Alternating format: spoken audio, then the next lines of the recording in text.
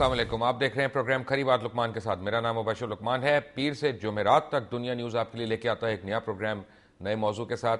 लेकिन आज का प्रोग्राम शुरू करने से पहले मैंने आपसे एक रिक्वेस्ट करनी है, सारे नाजरीन से, सारा प्रोग्राम देखने वालों से, कि अगर आपके कमरे में कोई बच्चे बैठे हुए हैं, 18 साल या इससे कम उम्र बच्चे हैं, तो प्लीज़ उनको आप आज का प्रोग्राम मत देखने दें, क्योंकि इसमें कुछ ऐसे इमेजेस शायद हों कि जो सूटेबल ना हो बच्चों के लिए।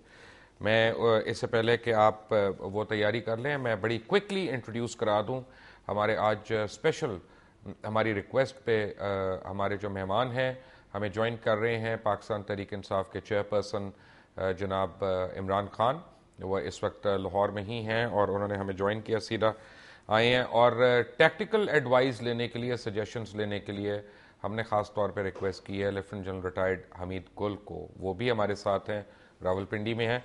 लेकिन अब मैं आप लोगों को ज़रा सा एक बैकग्राउंड बता दूं इससे पहले कि मैं कुछ चीज़ें आपको दिखाऊं कि आजकल पाकिस्तान और अमेरिका के जो ताल्लुकात हैं उनमें कशीदगी काफ़ी है। और रेमंड डेविस के मसले पे हमने देखा था कि ये कशीदगी जो है अपने उरूज को पहुंच गई। एक उसको बचाने की कोशिश कर रहा था, दूसरा उसको चार्ज करने की कोशिश कर रहा था। लेकिन जिस दिन रेमंड डेविस को रिहा किया गया उसके बाद एक बड़ा भयानक और खौफनाक ड्रोन हमला किया गया, जिसमें बेपनाह जो है वो मासूम शहरी जो हैं वो शहीद हुए। मैं आपको ड्रोन हमलों की एक छोटी सी तारीख ज़रा बता दूं, अभी आप लोगों के लिए भी रिफ्रेशर होगा कि 2004 से 2007 तक कुल पाकिस्तान के अंदर, मैं पाकिस्तान की बात कर रहा हूं, अफगानिस्तान की बात नहीं कर रहा, पाकिस्तान के अंदर 9 हमले हुए, उसमें 109 हलाकतें हुई। 2008 से 2010 तक जो है 200 हमले हुए और 2011 तक टोटल जो है यानी 2011 में 7 हमले हुए और इनमें 85 हलाकतें हुई। और आपको ये बता दूं कि 2003 से 2006 तक आम शहरी जो हैं तकरीबन 1613 लोग इसमें शहीद हुए और 2007 से 2010 तक 7705 आम शहरी जो हैं इसमें शहीद हुए, जिसमें सिक्योरिटी फोर्सेस की भी 2680 हैं और कुल मिला के 29,105 लोग हैं। और ये एक बड़ा अलार्मिंग स्टेटिस्टिक्स है, क्योंकि हम लोग जब खबरें पढ़ते हैं तो हम लोग उसको इम्यून हो जाते हैं। हमारे लिए हलाकतें या नंबर्स जो हैं वो एक फिगर्स रह जाते हैं, स्टेटिस्टिक्स रह जाती हैं। लेकिन असल में उससे क़यामत आ जाती है। जब एक घर का एक फ़र्द जाता है और ऐसे वहशियाना तरीके से जाता है तो उस घर के अंदर, उस घर से मुंसलिक जितने भी लोग हैं उनकी ज़िंदगियां वीरान हो जाती हैं। और ख़ास तौर पे अगर वो मासूम शहरी हो या मासूम बच्चे हों। मैं आपको चंद एक चीज़ें दिखाना चाहता हूँ। एक आपको मैं पहले दिखाता हूँ एक ऐसी फुटेज जिसके लिए मैं नहीं चाह रहा था कि कोई बच्चा देखे उसको, 18 साल से कम उम्र कोई बच्चा उसको देखे। आपको ज़रा वॉच नाउ। ये आप देखेंगे कि जो है अमेरिकन स्ट्राइक फोर्सेस हैं और ये आगे से फिफ्थ स्ट्राइकर ब्रिगेड के 5 सिपाही हैं, मोटरसाइकिल पे बच्चे आ रहे हैं और उन्होंने वहशियाना तरीके से ना उनको रोका ना कुछ किया, उनको हलाक कर दिया। और जिस तरह से हलाक किया ये आपके सामने है। और ये जितनी ऑडियो है इसके अंदर, ये अमेरिकन सोल्जर्स की अपनी है और ये ख़ुद अपनी वीडियोस बना रहे होते हैं। तकरीबन हर सोल्जर के पास वहाँ पे कैमरा है और ये उनका हाल है। और यानी ये मोटरसाइकिल वालों को पता भी नहीं कि उनको किसने मारा और क्यों मारा, और मेरा ख्याल है इनको भी नहीं पता इन्होंने किनको मार दिया। इन बच्चों की उम्र 12 से 14 साल के दरमियान थी और अब ये अपने खाले के हकीकी के पास हैं और मासूम बच्चे हैं और ये उनकी तस्वीर भी उतार रहे हैं।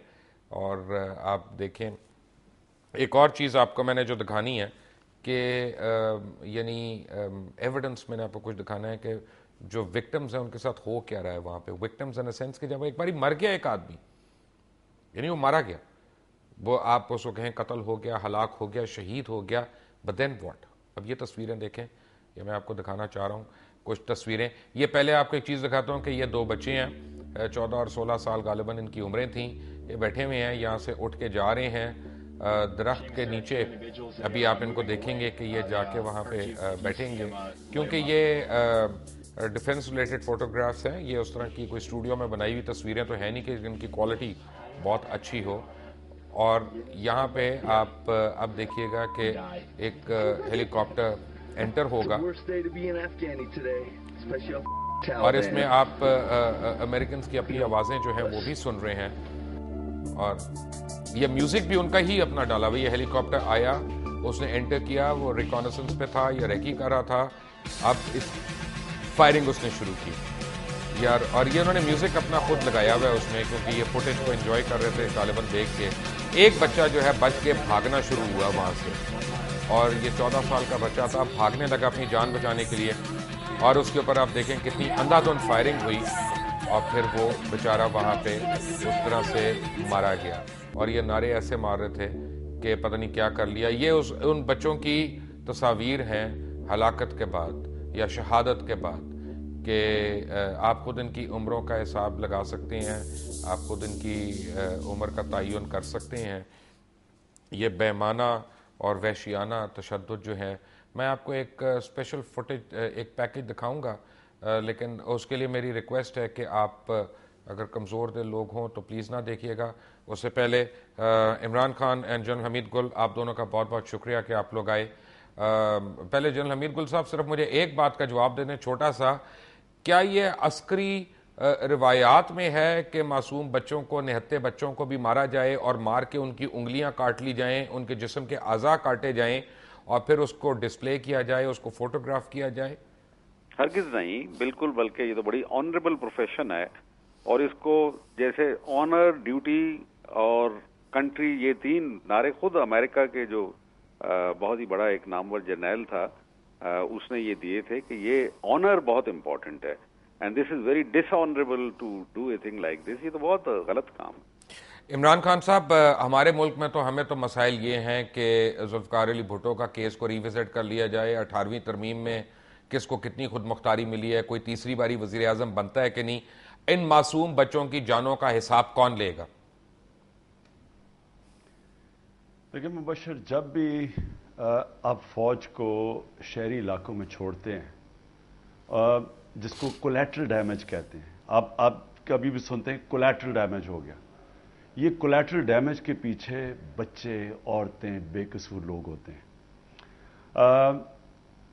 अफगानिस्तान में भी एक आबादी के अंदर वो कहते हैं मिलिटेंट्स छुपे हुए हैं। हमारे कबायली इलाके के अंदर भी कोई फौज तो खड़ी नहीं है, कोई टैंक तो है नहीं, कोई जहाज तो है नहीं, आर्टिलरी तो है नहीं, यानी कि हर कबायली बंदूक लेके फिरता है। हमारी ये कबायली इलाका एक यूनिक एरिया दुनिया में कि हर जो मर्द है वो आर्म्ड है। अब इनको कैसे पता है कि उनमें कौन मिलिटेंट्स हैं, जिनको ये कहते हैं मिलिटेंट्स, क्योंकि मिलिटेंट तो सारे ये मिलिटेंट है, सब बंदूकें लेके फिरते हैं। तो इसमें इतने ज्यादा बेकसूर लोग मारे जा रहे हैं अफगानिस्तान में और हमारे कबायली इलाके में, और इसको कोलैटरल डैमेज के नाम पे सारा कुछ रद्द कर दिया जाता है, या हर जो भी है वो मरता है वो तालिबान है। और इसके अंदर हमारे मुल्क में, मैं खास तौर पर पाकिस्तान की बात करूं तो अफगानिस्तान तो उन्होंने फतह किया, हमारे मुल्क की इतनी बदकिस्मती है कि तकरीबन 34,000 लोग मर चुके हैं। 34,000। ये जो आपने 29,000 कहा था, ये आसिफ जरदारी ने खुद कहा है, या अनकरा में इसकी स्टेटमेंट आई है कि 33,500 या 34,000 लोग मर चुके हैं। मैं तो खान साहब उनको शहीद कहूंगा, मैं तो उनको शहीद कहूंगा। जो मासूम मारा जाए इस तरह से, वो तो शहीद है। लेकिन मुझे ये बताएं कि क्या कोई गवर्नमेंट की जिम्मेदारी है, ये सारी पार्टीज पावर में बैठी हैं, कोई किसी सूबे में है कि किसी सूबे में है, कोई पूछ रहा है इसको कि क्या कोई तफ्तीश है? इंग्लैंड के अंदर मुबशर एक ब्राजीलियन शहरी था जो उन्होंने गलती से पुलिस ने मार दिया। पूरी इंक्वायरी हुई उसके ऊपर, माफी मांगनी पड़ी पुलिस को, फैमिली को कॉम्पनसेशन देनी पड़ी, वो बाहर का शहरी था। हमारे कितने लोग मर चुके हैं, कोई अभी तक इंक्वायरी नहीं हुई। और ये हम ड्रोन अटैक्स के ऊपर जब मरता है, हमारे अखबारों में आता है सस्पेक्टेड मिलिटेंट्स किल्ड, सस्पेक्टेड।